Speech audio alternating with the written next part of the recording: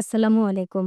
আজ ২৩ ফেব্রুয়ারি ২০২৫ খ্রিস্টাব্দ, ১০ ফাল্গুন ১৪৩১ বঙ্গাব্দ, ২৩ সাবান ১৪৪৬ হিজরি, রবিবার।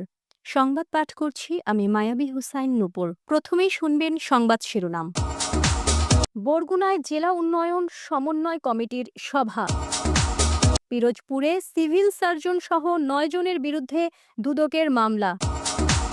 আমতলীতে ডাকাতি, গৃহকর্তা সহ ৩ জন আহত। গলাচিপায় চাচার হামলায় ভাতিজার মৃত্যু। বিয়েবাড়িতে উচ্চ শব্দে গান, প্রতিবেশীর হামলায় বরের চাচা নিহত। নেপালকে হারিয়ে বাংলাদেশের কাবাডি সিরিজ শুরু। মাইকিংয়ের রেকর্ড করা হয় লোকবেতারে। শুনলেন সংবাদ শিরোনাম, এবারে বিস্তারিত। বরগুনায় আজ জেলা উন্নয়ন সমন্বয় কমিটির সভা অনুষ্ঠিত হয়েছে। বেলা ১১টা থেকে ১:১ পর্যন্ত জেলা প্রশাসকের সুবর্ণ জয়ন্তী সম্মেলন কক্ষে সভা অনুষ্ঠিত হয়। সভাপতিত্ব করেন জেলা প্রশাসক মোহাম্মদ শফিউল আলম। সভায় অতিরিক্ত পুলিশ সুপার মোহাম্মদ জহিরুল ইসলাম, অতিরিক্ত জেলা প্রশাসক অনিমেষ বিশ্বাস, সদর হাসপাতালের তত্ত্বাবধায়ক ডাক্তার নাজমুল হোসেন সহ বিভিন্ন দপ্তরের প্রধানগণ উপস্থিত ছিলেন। ৭৪টি দপ্তরের কার্যক্রম নিয়ে আলোচনা হয়েছে। পিরোজপুরের সিভিল সার্জন ও ৩ চিকিৎসক সহ ৯ জনের বিরুদ্ধে মামলা দায়ের করেছে দুর্নীতি দমন কমিশন, দুদক। সংস্থাটির পিরোজপুর সমন্বিত জেলা কার্যালয়ের উপসহকারী পরিচালক মোহাম্মদ শরীফ শেখ বাদী হয়ে মামলাটি দায়ের করেন। মামলায় অভিযুক্তরা হচ্ছেন পিরোজপুরের সিভিল সার্জন ও পিরোজপুর জেলা হাসপাতালের তত্ত্বাবধায়ক ডাক্তার মোহাম্মদ মিজানুর রহমান, হাসপাতালটির senior consultant gynae doctor Farhana Rahman, আবাসিক medical officer doctor Nizam Uddin, junior consultant medicine doctor Suranjit Kumar Saha, হাসপাতালটির store keeper Alamin Gazi, south Bangla কর্পোরেশনের প্রোপাইটর এস.এম. শামসুল আরেফিন, উইন্ড্রো বিডিএর প্রোপাইটর মোহাম্মদ হানিফুল ইসলাম, আনহা মেডিকেল টেকনোলজির প্রোপাইটর মোহাম্মদ জহিরুল ইসলাম এবং মেডিস্কোয়ারের স্বত্বাধিকারী মোহাম্মদ রাশেদুজ্জামান ওরফে এরশাদ। অভিযুক্তদের মধ্যে ডাক্তার ফারহানা হাসপাতালটির ঔষধ ও সার্জিক্যাল পণ্য ক্রয় সংক্রান্ত কমিটির সভাপতি, ডাক্তার নিজামুদ্দিন সদস্য সচিব এবং ডাক্তার সুরঞ্জিত সদস্য ছিলেন। মামলা সূত্রে জানা গেছে, ২০২৩-২৪ অর্থবছরে প্রায় ২ কোটি টাকা মূল্যের ঔষধ ও এমএসআর পণ্য ক্রয়ের জন্য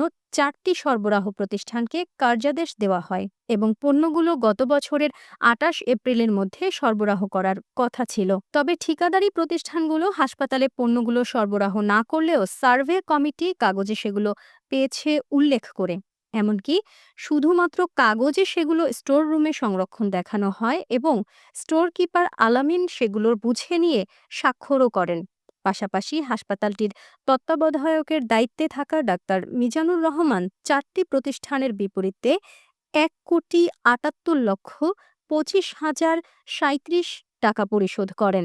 এসব অভিযোগের ভিত্তিতে গত ২৭ জানুয়ারি দুদক হাসপাতালে এনফোর্সমেন্ট অভিযান পরিচালনা করে এর সত্যতা পায়। এরপর গত ২ ফেব্রুয়ারি হাসপাতাল কর্তৃপক্ষ ঘাটতি থাকা ঔষধগুলো হাসপাতালের স্টোর রুমে ঢোকানোর সময় দুদক সেগুলো জব্দ করে। আমতলীর ঘটখালি গ্রামে নজরুল ইসলাম তালুকদারের বাড়িতে শনিবার গভীর রাতে দুর্ধর্ষ ডাকাতি হয়েছে। ডাকাতদের হামলায় গৃহকর্তা এবং জার্মান নাগরিক সহ ৩ জন আহত হয়েছে।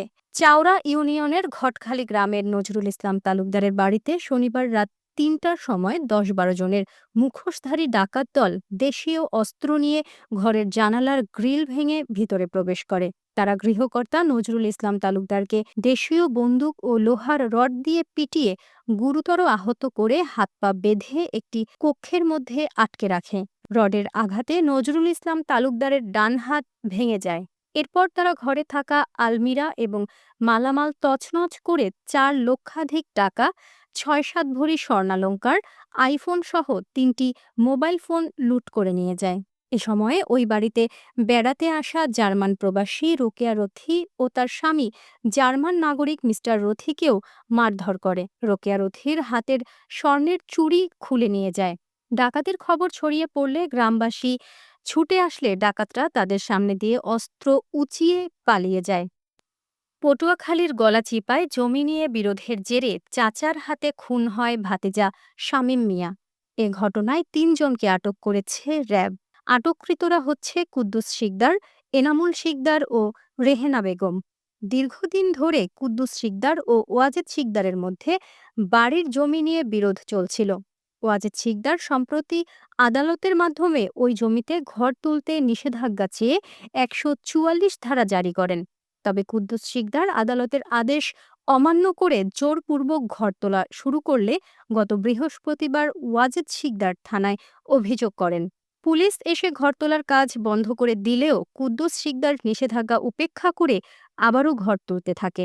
ওয়াজেদ শিকদার ও তার ছেলেরা ঘর তুলতে গেলে বাধা দিলে কুদ্দুস শিকদার, তার ছেলে এনামুল শিকদার ও স্ত্রী রেহেনা বেগম মাটি কাটার কোদাল ও লাঠি দিয়ে তাদের উপর হামলা চালায়।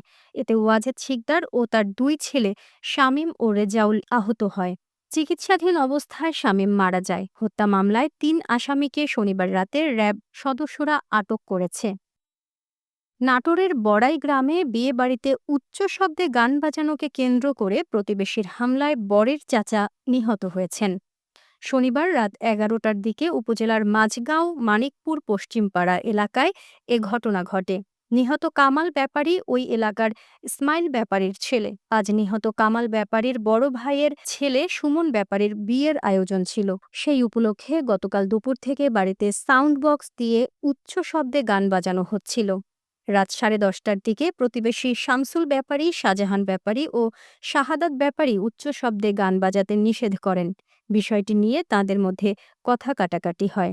এক পর্যায়ে তারা লাঠি সোঁটা দিয়ে কামাল ব্যাপারীর ওপর হামলা চালায়। ঘটনাস্থলেই কামাল মারা যায়। এবার শুনবেন খেলার খবর। নেপালকে ২৪ পয়েন্টের ব্যবধানে হারিয়েছে বাংলাদেশ। ৫৩-২৯ পয়েন্টে নেপালকে হারিয়ে সিরিজে ১-০ ব্যবধানে এগিয়েছে লাল সবুজের প্রতিনিধিরা। শুরু থেকেই নেপালকে চেপে ধরে বাংলাদেশের খেলোয়াড়রা। ২৮-১১ পয়েন্টে এগিয়ে থেকে প্রথমার্ধে খেলা শেষ করে বাংলাদেশ। বিরতির পরও নেপালকে কোনো সুযোগ দেয়নি স্বাগতিকরা। ৫৩-২৯ পয়েন্টে ম্যাচ জিতেছে বাংলাদেশ। মাইকিংয়ের রেকর্ড করা হয় লোকবেতারে। সুমধুর ও সুস্পষ্ট কণ্ঠে মাইকিংয়ের জন্য লোকবেতারের বিকল্প নেই। লোকবেতারের সাউন্ড প্রুফ স্টুডিওতে করা হচ্ছে গান ও নাটকের রেকর্ড। সেই সাথে লোকবেতারের নামমাত্র টাকায় প্রচার করা হচ্ছে বিজ্ঞাপন। ১৫ সেকেন্ডের বিজ্ঞাপন প্রচারিত হচ্ছে মাত্র ৫০০ টাকায়। ৩০ সেকেন্ডের বিজ্ঞাপন ১,০০০ টাকা, ৪৫ সেকেন্ডের বিজ্ঞাপন ১,৫০০ টাকা, আর ১ মিনিটের বিজ্ঞাপন প্রচার করা হয় মাত্র ২,০০০ টাকায়। নির্ধারিত টাকার বিনিময়ে প্রতিদিন কমপক্ষে ৫ বার করে পুরো ১ মাস বিজ্ঞাপন প্রচার করা হবে। মাইকিং ও বিজ্ঞাপনের জন্য যোগাযোগ করবেন ০১-৭৭-৫৫৬৬-৪৪৫ এই নম্বরে। এবারে শুনবেন আবহাওয়ার খবর।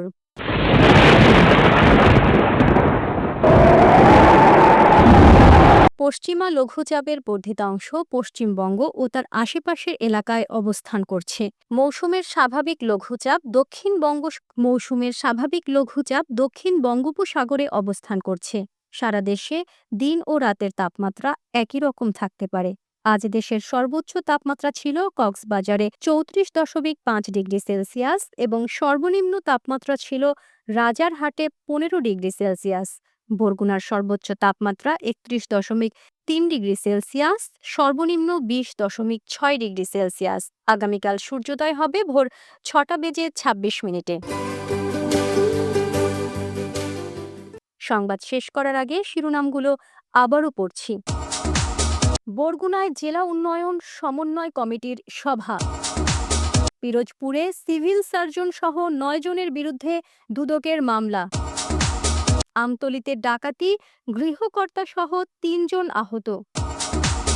গলাচিপায় চাচার হামলায় ভাতিজার মৃত্যু। বিয়েবাড়িতে উচ্চ শব্দে গান, প্রতিবেশীর হামলায় বরের চাচা নিহত। নেপালকে হারিয়ে বাংলাদেশের কাবাডি সিরিজ শুরু। মাইকিংয়ের রেকর্ড করা হয় লোকবেতারে। সংবাদ শেষ করার আগে জানিয়ে দিচ্ছি লোকবেতারের সংবাদ জানানোর মোবাইল নম্বর আপনার এলাকার গুরুত্বপূর্ণ সংবাদ জানাতে ফোন করুন 0177 5566 445 এই নম্বরে।